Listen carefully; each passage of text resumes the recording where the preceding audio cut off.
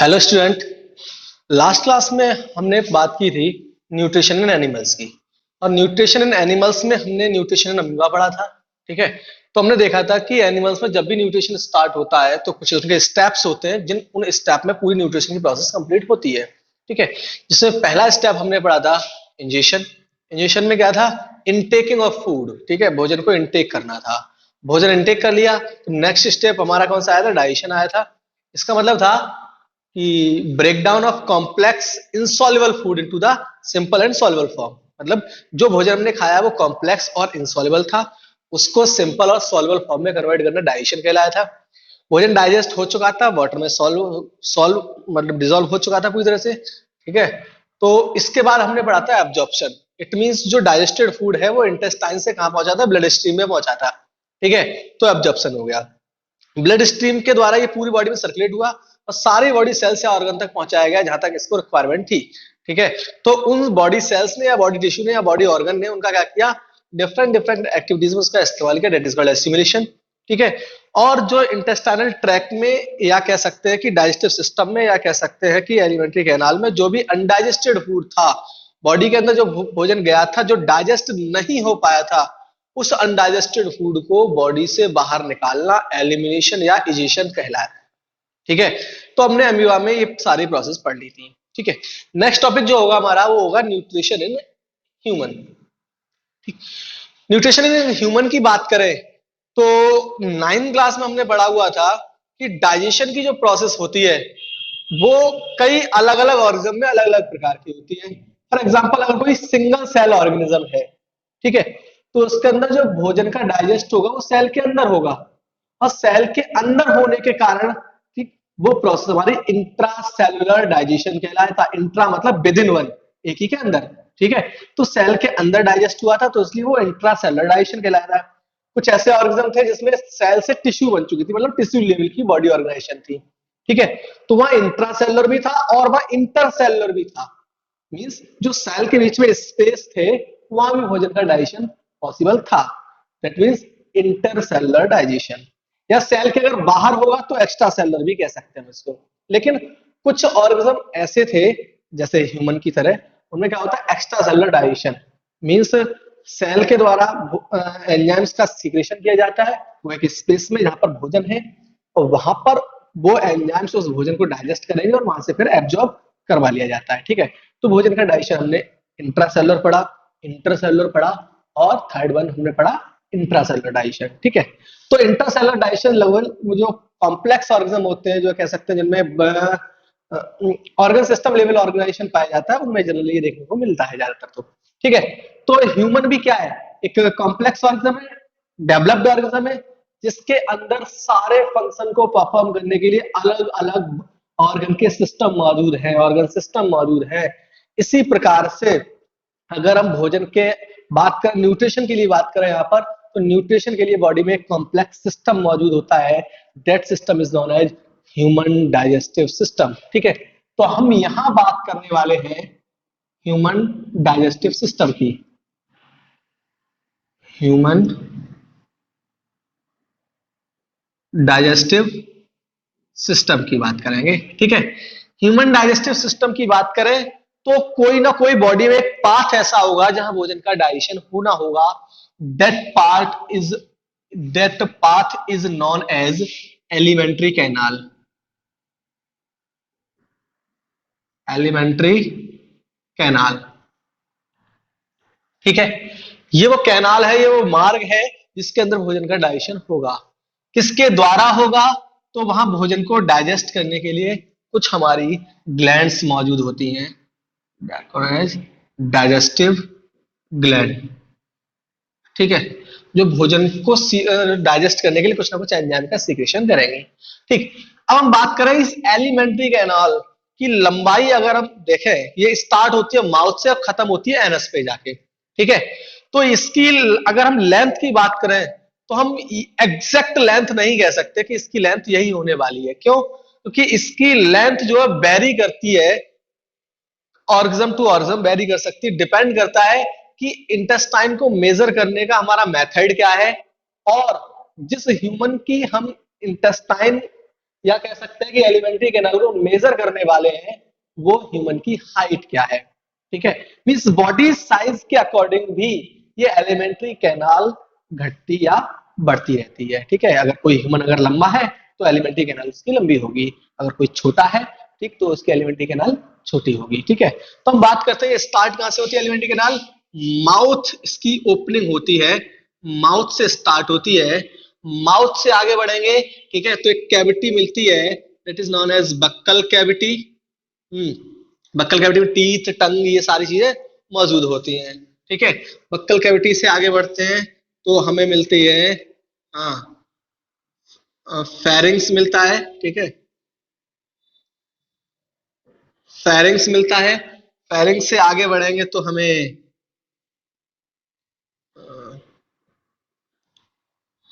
Oesophagus मिलेगा, ठीक है। ईसोफेगस से आगे जाएंगे तो स्टोमक होगा, स्टोमक के आगे जाएंगे तो इंटेस्टाइन होगी, ठीक है।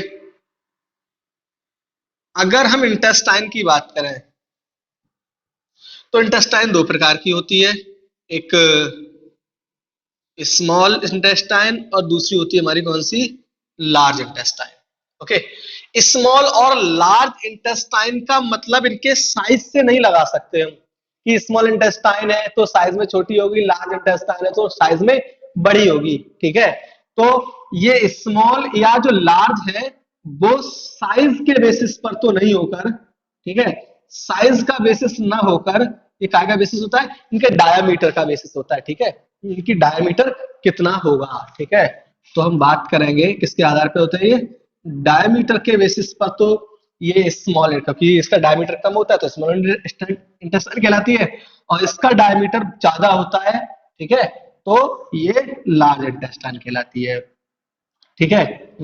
तो यहाँ पर डायमीटर क्या कैसा होगा, ज्यादा होगा, लेकिन लंबाई में ये ज्यादा होगी, स्मॉल इंटेस्टाइन, ठीक है, लॉन्गर होगी, ठीक है, और ये स्मॉल होगी। आगे भी बात करेंगे। स्मॉल इंटेस्टाइन जो है फिर से कई कुछ तीन पार्ट में डिवाइड हो जाती है, ड्यूडेनम, जेजुनम और इलियम में डिवाइड हो जाती है, ठीक है। अगर हम बात करें तो ड्यूडेनम, जेजुनम और इलियम, ठीक। ये स्टार्टिंग वाला पार्ट होता है, ये मिडिल पार्ट होता है, ये लास्ट वाला पार्ट होता है इंटेस्टाइन का, ठीक है। इसी प्रकार से जो लार्ज इंटेस्टाइन है हमारी, लार्ज इंटेस्टाइन को भी हम डिवाइड कर सकते हैं तीन पार्ट में, सीकम, कोलोन और रेक्टम में, ठीक है। रेक्टम की ओपनिंग एनस कहलाती है, ठीक। इसके बाद बात करेंगे जो कोलोन है, कोलोन को डिवाइड कर देते हैं फिर से तीन पार्ट में, असेंडिंग कोलोन, ट्रांसवर्स कोलोन और डिसेंडिंग कोलोन, ठीक है। फिगर के द्वारा समझेंगे तो इन सारी चीजों को हम समझ पाएंगे, ठीक। आगे बात कर रहे हैं हम डाइजेस्टिव ग्लैंड में, तो कुछ ऐसी सारी डाइजेस्टिव ग्लैंड्स होती है, ठीक। उनमें सबसे पहले होती है हमारी माउथ में सैलिवरी ग्लैंड होती है, हाँ। इसोफेगस में कोई इंटेस्टाइन होती नहीं है, फेरिंग्स में नहीं होती, स्टोमक में पहुंचेंगे गैस्ट्रिक ग्लैंड मिलेंगी हमें, गैस्ट्रिक ग्लैंड्स मिलेंगी, ठीक है, हाँ। और अगर हम बात करें इंटेस्टाइन में पहुंचेंगे, ठीक, तो इंटेस्टाइनल ग्लैंड भी मिलेंगी। इनके अलावा कुछ ऑर्गन है जो ग्लैंड की तरह काम करते हैं, जैसे लिवर, पैनक्रियाज, ठीक, या गाल ब्लैडर, ठीक है, जो बाइल जूस कंटेन करता है, इसे लिवर सीक्रेट कर देता है, ठीक है, लिख दें गाल ब्लैडर, ठीक। तो इस पूरे सिस्टम को हम एक बार फिगर से देखते हैं, फिर इसको हम डिटेल में पढ़ना स्टार्ट करेंगे, ठीक है।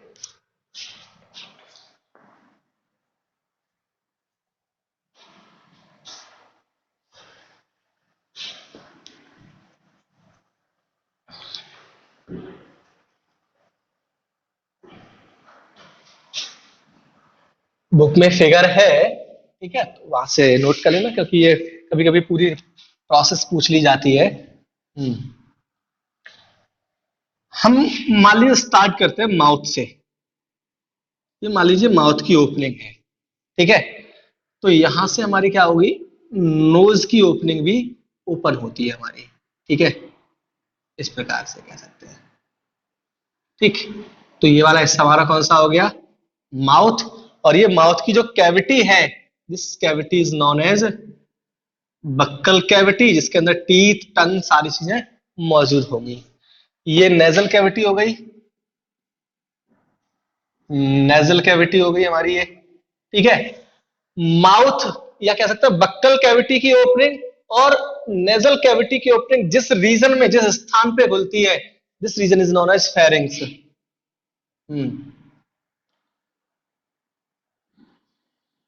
फेरिंग्स, ठीक है। कौन सा रीजन, जिस रीजन पर बक्कल कैविटी की और नेजल कैविटी की ओपनिंग खुलती है, क्या कहलाती है, फेरिंग्स कहलाती है। उससे आगे जो हमारा जो पाइप है, इसे फूड पाइप बोल सकते हैं या हम इसे ईसोफेगस कह सकते हैं। ईसोफेगस हो गया हमारे पास ये, ठीक है। ईसोफेगस आगे बढ़कर ओपन होगा जाके स्टोमक में ओपन होता है, ठीक है। तो ये रीजन हम देख सकते हैं, एक छोटा सा स्टोमक वाला पार्ट हो गया ये हमारे पास, ठीक है। तो ये स्टोमक हो गया, जिसके अंदर होंगी कौन सी, गैस्ट्रिक ग्लैंड, ठीक। और आगे जाए तो जहां से स्टोमक खत्म होता है, वहां से हमारी स्मॉल इंटेस्टाइन स्टार्ट हो जाती है। इट मीन जो ये वाला पोर्शन है, ये इंटेस्टाइन, स्मॉल इंटेस्टाइन का पोर्शन है, और स्टार्टिंग वाला पोर्शन इसलिए हम ड्यूडेनम कहते हैं, सी शेप में, ठीक है। हाँ, तो यहां से हम आगे मूव करेंगे, तो ये वाला जो पार्ट हमें मिलेगा इस प्रकार से, स्मॉल इंटेस्टाइन का पूरा पार्ट होता है ये, ठीक है। और स्मॉल इंटेस्टाइन यहां से खत्म होती है, वहां से हमारी स्टार्ट हो जाती है कौन सी, लार्ज इंटेस्टाइन, ठीक।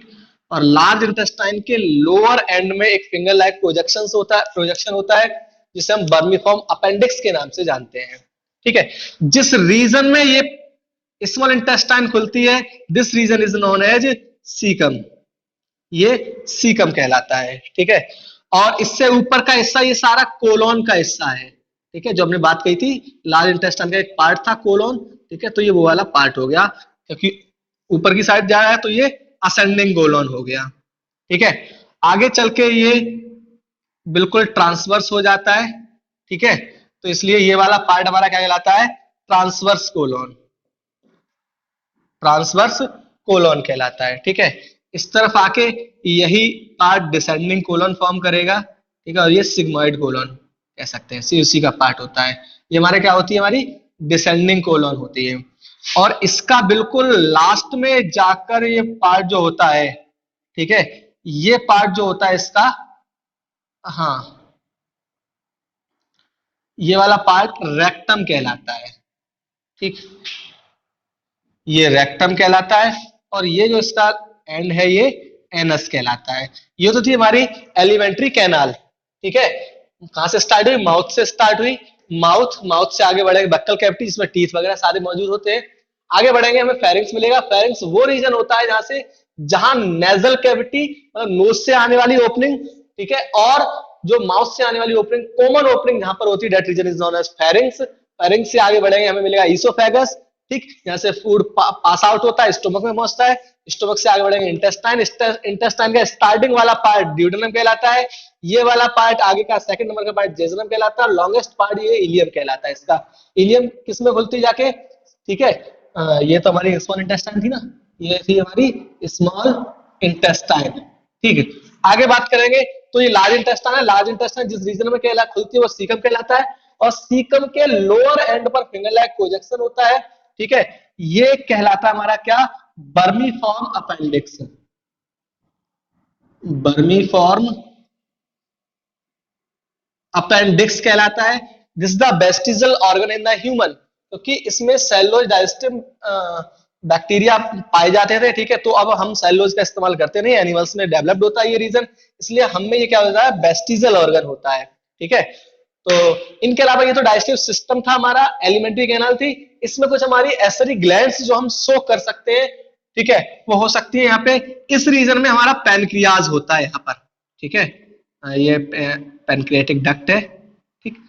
यहाँ पर होगा एक लीफ लाइक स्ट्रक्चर होता है, that leaf like structure is known as pancreas, ठीक है। तो ये हो गया हमारा पैनक्रियाज हो गया, ठीक है, ये पैनक्रियाज हो गया।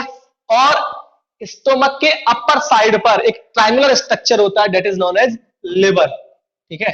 तो हम यहाँ पर एक स्ट्रक्चर देखते हैं, एक ट्रायंगुलर शेप में स्ट्रक्चर होगा इस प्रकार से, ठीक है। यहाँ पर होता है, this is known as liver, ये दो पार्ट में डिवाइडेड होता है, ठीक है, दो लोब्यूल्स होते हैं, लोब्स होते हैं इसके, ठीक है। यहां से निकलती हैं दो duct, that is known as hepatic duct, ठीक है।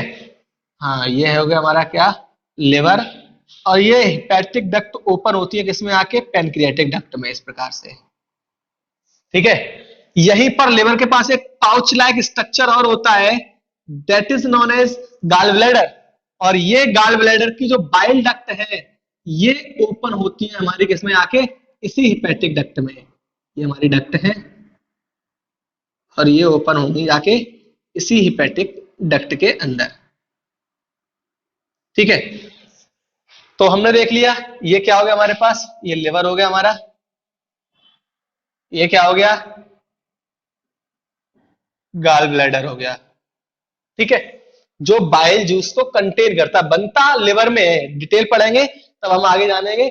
बाइल जूस बनता लिवर में है, but concentrate and store in the gall bladder, यहां से रिलीज आउट होता है और कहां पहुंचता है, ये पैनक्रियाटिक डक्ट में, और वहां से ये कहां चला जाता है, स्मॉल इंटेस्टाइन में चला जाता है, ठीक है। तो ये हमारे क्या थे, स्ट्रक्चर था हमारा पूरा का पूरा ह्यूमन डाइजेस्टिव सिस्टम का, ठीक है। तो इस स्ट्रक्चर के बाद हमें जो पढ़ना है वो ह्यूमन डाइजेशन का कॉन्सेप्ट एक एक करके हम स्टार्ट करेंगे कि ह्यूमन के अंदर भोजन का डाइजेशन कैसे होता है, ठीक है। तो इसके लिए हम सबसे पहले स्टार्ट करेंगे माउथ मींस बक्कल कैविटी में भोजन का डाइजेशन कैसे होता है, ठीक है। तो अगर हम माउथ बात करें तो माउथ में टीथ भी मौजूद है, टंग भी मौजूद है, ठीक है। तो टीथ का काम क्या होता है, टीथ का काम जो हम भोजन खा रहे हैं, ठीक है, भोजन जो इंटेक होकर बक्कल कैविटी में पहुंचा है, उस भोजन को तोड़ना या काटना या चबाना या पीसना, ये किसका काम होता है, हमारे टीथ का काम होता है। तो हम पढ़ेंगे यहां पर digestion of food in buccal cavity या माउथ, ठीक है। इनमें भोजन का डाइजेशन कैसे होने वाला है, ठीक है। तो अगर हम माउथ में बात करें तो भोजन का डाइजेशन दो प्रकार से होगा, एक तो टीथ के द्वारा होगा और एक ग्लैंड के द्वारा होगा, ठीक है। तो इस प्रकार से हम कह सकते हैं भोजन का डाइजेशन दो प्रकार का होता है। First one is physical digestion. Physical digestion का मतलब भोजन के जो फूड हमने इंटेक किया उसके केमिकल नेचर में कोई बदलाव नहीं होगा, ठीक है। जो हमने फूड का जो हमने जो भोजन इंटेक किया है वो दांत क्या करेंगे, छोटे छोटे पार्ट में तोड़ेंगे, तो जितने पार्ट टूटेंगे उनकी केमिकल कंपोजिशन में कोई चेंजेस ना होने के कारण वो डाइजेशन हमारा क्या कहलाता है, फिजिकल डाइजेशन। क्योंकि डाइजेशन का मतलब भी होता है ब्रेक डाउन, ठीक है। दूसरा क्या होता है, केमिकल डाइजेशन, केमिकल डाइजेशन, ठीक है। तो दोनों की बात करते हैं, फिजिकल डाइजेशन और केमिकल डाइजेशन की। फिजिकल डाइजेशन किसके द्वारा होगा, बाई टीथ होगा, और केमिकल डाइजेशन जो होगा बाई सलेवरी ग्लैंड, ये सलेवरी ग्लैंड्स के द्वारा होना है, ठीक है। तो सबसे पहले हम बात करते हैं फिजिकल डाइजेशन की, ठीक है, या बाई टीथ, ठीक। तो टीथ की बात करें तो सबसे पहले हम प्रॉपर्टी ऑफ टीथ की बात करेंगे। ह्यूमन टीथ की तीन प्रॉपर्टी होती है, ठीक है। जस्ट बता देता हूं, बहुत ज्यादा इंपॉर्टेंट तो नहीं है लेकिन आपको आनी चाहिए ये, ठीक है। ह्यूमन टीथ की तीन प्रॉपर्टी होती है हमारी बेसिकली, ठीक है। जो फर्स्ट प्रॉपर्टी जो होती है वो होती है हमारी थीकोडोंट। थीकोडोंट का मतलब teeth are inserted into the jaw. हमारे दांत कैसे होते हैं, लोअर और अपर जॉ में धसे हुए होते हैं अंदर, ठीक है। तो इसका मतलब क्या हुआ, इंसर्टेड इनटू दी जॉ, ठीक है, जॉ में धसे हुए होंगे, जबड़ों में धसे हुए होंगे, थीकोडोंट कहलाती है। दूसरी जो प्रॉपर्टी होती है वो होती है हमारी डाइफायोडोंट, डाई फायोडोंट। डाइफायोडोंट, डाई का मतलब दो, means teeth arise twice in life, ठीक है। दांत जो है ह्यूमन के जीवन में लगभग 2 बार अराइज होते हैं, ठीक है। लिख सकते हैं teeth arise twice in life, जीवन में 2 बार निकलेंगे, ठीक है। इसका मतलब पहली बार जब निकलेंगे तो मिल्क टीथ कहलाते हैं, ठीक है, जो कि बच्चों में होते हैं, ठीक। उसके बाद जो निकलेंगे वो क्या कहलाते हैं, परमानेंट टीथ कहलाते हैं। ये क्या से हमारे परमानेंट टीथ हो गए, ओके। ये मिल्क टीथ, ये टूटने के बाद फिर जो निकले वो क्या कहलाते हैं, परमानेंट टीथ। तो 2 बार निकलने का हमने क्या कहा, इनको डाइफायोडोंट नाम दे दिया, ठीक है। थर्ड प्रॉपर्टी जो होती है वो होती है हेट्रोडोंट। हेट्रोडोंट, हेट्रोडोंट का मतलब विषम, अलग अलग प्रकार के, ठीक है। टीथ अलग अलग शेप एंड साइज के होते हैं, अलग अलग फंक्शन के कारण, ठीक है। कैसे होते हैं, डिफरेंट शेप एंड साइज के होते हैं, ठीक है। अलग अलग शेप एंड साइज के होते हैं। अगर जनरली बात करें तो ह्यूमन टीथ के 4 अलग अलग शेप होते हैं। कितने शेप होंगे, 4 शेप होंगे, ठीक है। इन शेप की अगर हम बात करें, ठीक है, तो पहला जो शेप होता है, ठीक है, पहला जो शेप होता है हमारा वो होता है हमारा इंसीजर, इंसीजर। दूसरा जो होता है वो कैनाइन होता है। थर्ड जो होता है वो प्रीमोलर होता है। और फोर्थ जो होता है वो मोलर होता है, ठीक है। इंसीजर का काम क्या होता है, फूड को कट करना। ये क्या करते हैं, कट दी फूड, ये भोजन को काटने का काम करते हैं। कैनाइन का काम क्या होता है, ये भोजन को फाड़ने का काम करते हैं, टीयरिंग का काम होता है, ठीक है। इनका टीयरिंग द फूड, ये भोजन को फाड़ने का काम करते हैं। प्रीमोलर और मोलर का काम क्या होता है, इनका काम भोजन को चबाना और पीसना होता है, ठीक है। ग्राइंडिंग एंड चुइंग, चबाना और पीसना इन दोनों का काम होता है, ठीक है। लेकिन एक चीज विशेष याद रखना, क्योंकि डेंटल फॉर्मूला पूछा जाता है, उसके लिए मैं यहां से एक पॉइंट लेना होगा। हमने कहा डाइफायोडोंट का मतलब होता है teeth arise twice in life, जीवन में दांत 2 बार निकलते हैं, ठीक है। First one milk teeth, second one is permanent teeth. लेकिन नोट डाल के यहां पर एक पॉइंट लिखना, नोट प्रीमोलर, कौन से टीथ की बात कर रहे हैं हम, प्रीमोलर की बात कर रहे हैं।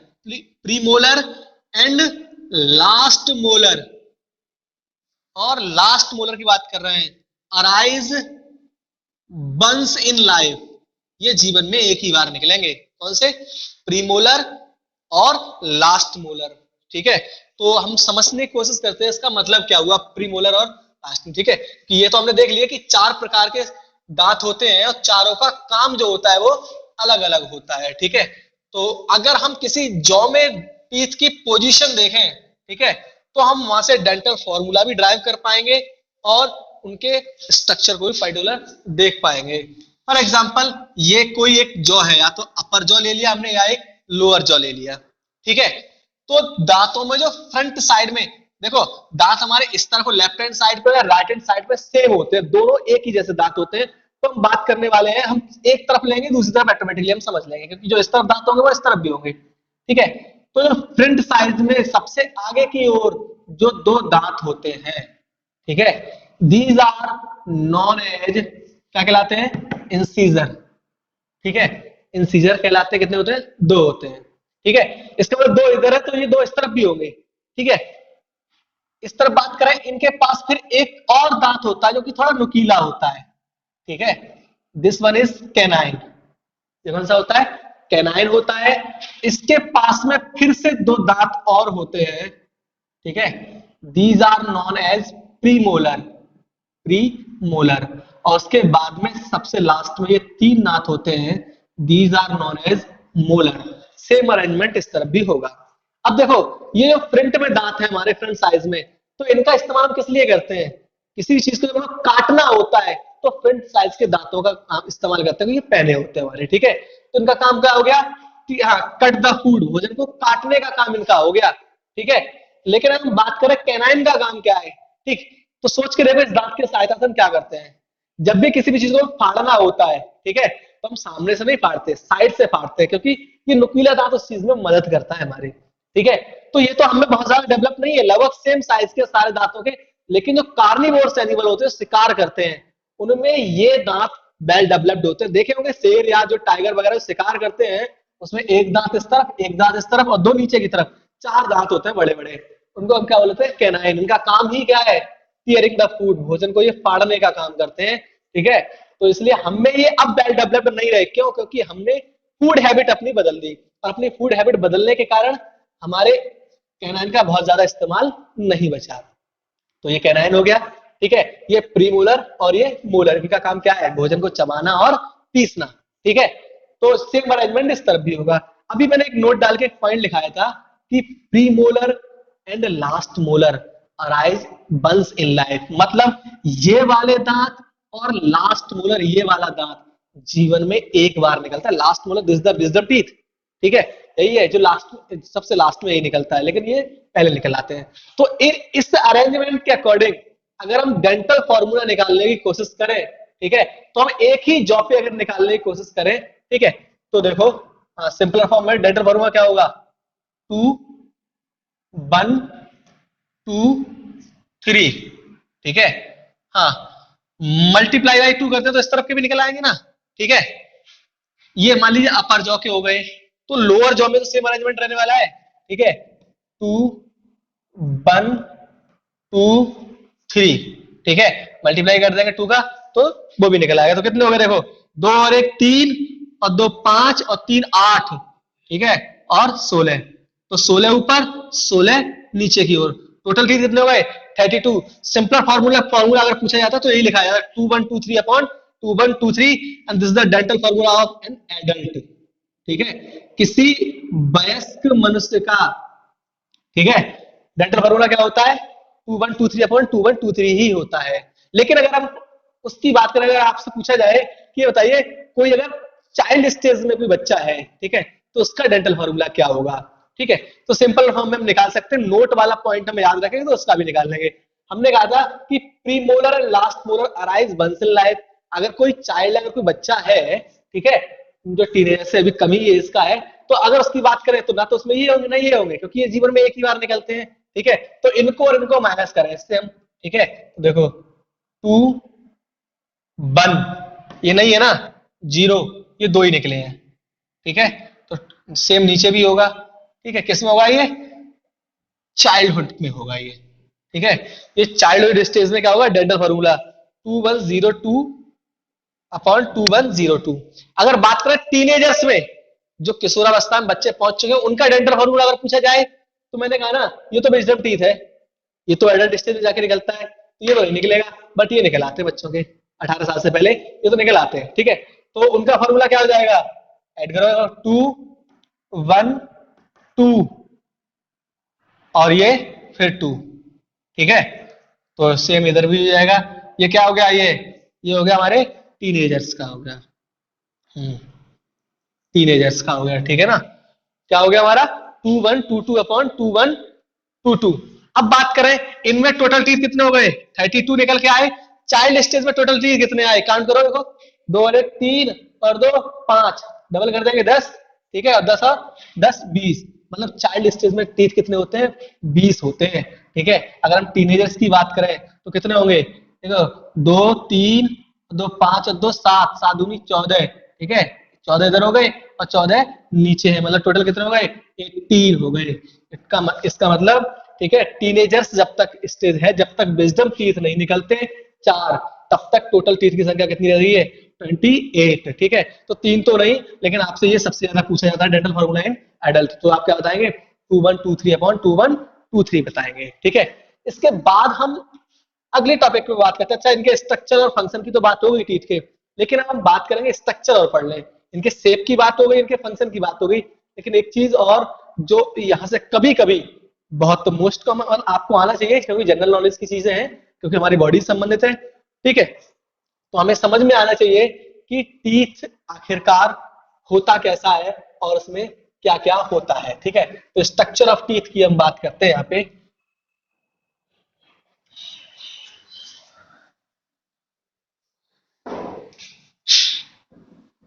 स्ट्रक्चर ऑफ टीथ, ठीक है।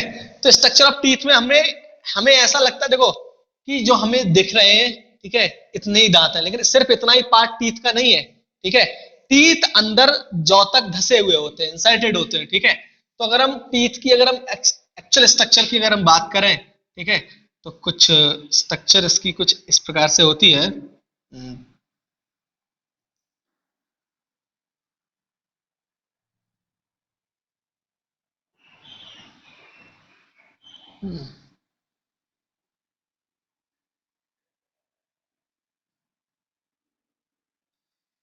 ये टीथ वाला अपर पार्ट हो गया, ठीक है।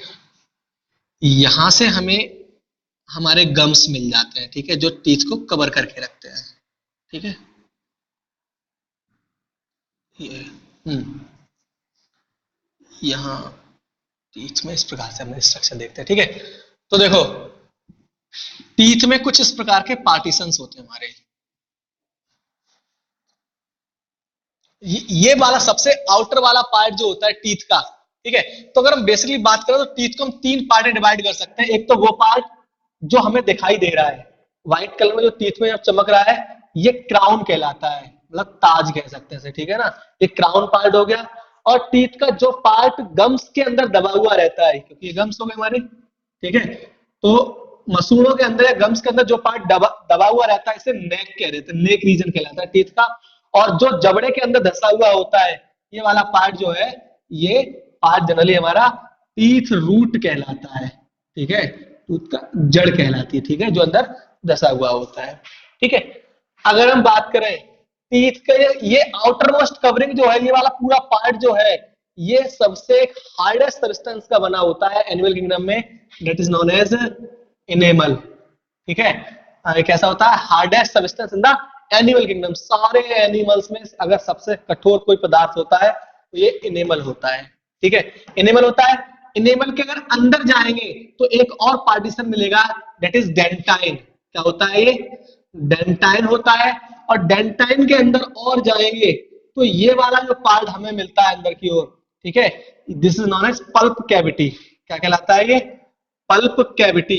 इसको कारण बताने का, ये बहुत ज्यादा नहीं पूछे जाते, लेकिन समझाने का कारण है हमारे, तो बताता हूँ क्या कारण है सारी चीजों को समझाने का, ठीक है। तो हार्डेस्ट कवरिंग हो गई इनेमल, पूछा जाता है ये, हार्डेस्ट पार्ट हो गया या हार्डेस्ट कवरिंग हो गई हमारी। Dentine pulp cavity, pulp cavity ही वो पार्ट होता है जिसके अंदर, दांतों के अंदर क्या मौजूद होती है, ब्लड वेसल्स और नर्व सेल मौजूद होती है, ठीक है। ये हार्डेस्ट सब्सटेंस है, फास्फोरस कैल्शियम का बना होता है, ठीक है, आसानी से नष्ट नहीं होता। अब समझते हैं हम इसको।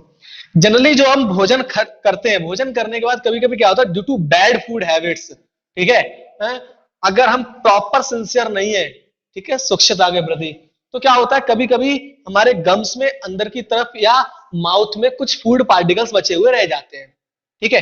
और जो फूड पार्टिकल्स बचे रह जाते हैं उन पे ग्रो करते हैं बैक्टीरियाज, और वो बैक्टीरिया उस फूड को डिकम्पोज करते हैं, तो जिससे वहां प्रोड्यूस होता है एसिड, ठीक है। मैंने कहा ड्यू टू फूड हैबिट, ठीक है, ड्यू टू फूड हैबिट के कारण क्या हुआ, भोजन रह गया, भोजन को डिकम्पोज किसने किया, बैक्टीरिया ने, बैक्टीरिया ने डिकम्पोज किया तो क्या बना, एसिड बना।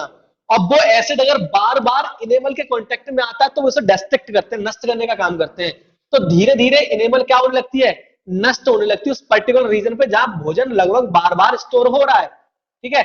तो जब ये मान लीजिए, अब क्या होने लगी, उस एसिड के कारण ये नष्ट होने लगी, ठीक है, नष्ट होने लगी क्या, इनेमल। और धीरे धीरे अगर सिंसियरिटी अगर नहीं आती और ये कंडीशन बनी रहती है, तो ये जो है, ये नष्ट होते होते कहां तक पहुंच जाती है, डेंटाइन तक पहुंच जाती है, ठीक है। अभी डेंटाइन तक पहुंच गई, और जैसे जैसे ये और आगे बढ़ेगी, ठीक है, तो कहां तक पहुंच जाएगी ये कैविटी, पल्प कैविटी तक पहुंच जाएगी। अब पल्प कैविटी तक क्या हो गया, एक कैविटी फॉर्म हो गई, और इस कैविटी के द्वारा एसिड अगर पल्प कैविटी के अंदर पहुंचेगा, तो याद करो भी बच गया था, पल्प कैविटी के अंदर क्या मौजूद है, ब्लड वेसल्स और नर्व सेल्स भी मौजूद है, ठीक है।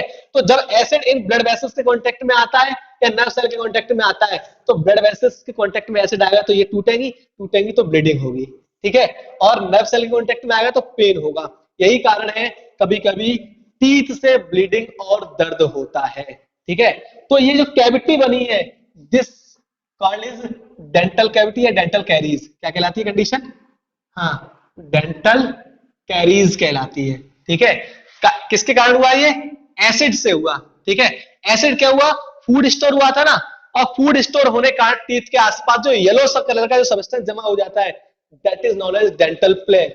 ठीक है, मैं लिख देता हूं यहां पर, क्या होता है? डेंटल प्लेग होता है। क्या होता है? एक येलोइश सब्सटेंस होता है, ठीक है, डिपोजिट हो जाता है ऑन टूथ। ठीक है, दांतों के ऊपर येलो कलर का सब्सटेंस डिपोजिट होता है, क्या कहलाता है? डेंटल प्लेग कहलाता है। क्यों बनाता है ये? ठीक है, एक्शन ऑफ बैक्टीरिया, बैक्टीरिया की एक्शन हुई थी किस पर? On food particle. ठीक है, फूड पार्टिकल्स पर। ठीक है, जिसके कारण क्या रिलीज हुआ था? जिसके कारण एसिड भी रिलीज हुआ था। ठीक है, और जो एसिड रिलीज हुआ है, उस एसिड रिलीज के कारण क्या हुई? हमारी एक कैविटी फॉर्म हुई है, that is known as dental caries. ठीक है, तो ये था टीथ के बारे में जनरल पार्ट। ठीक है, तो यहां तक हमारा फिजिकल डाइजेशन कंप्लीट हुआ। नेक्स्ट क्लास में हम बात करेंगे chemical digestion of food in mouth, और इसके आगे पूरे डाइजेशन की प्रोसेस हम नेक्स्ट क्लास में बात करेंगे। Thank you.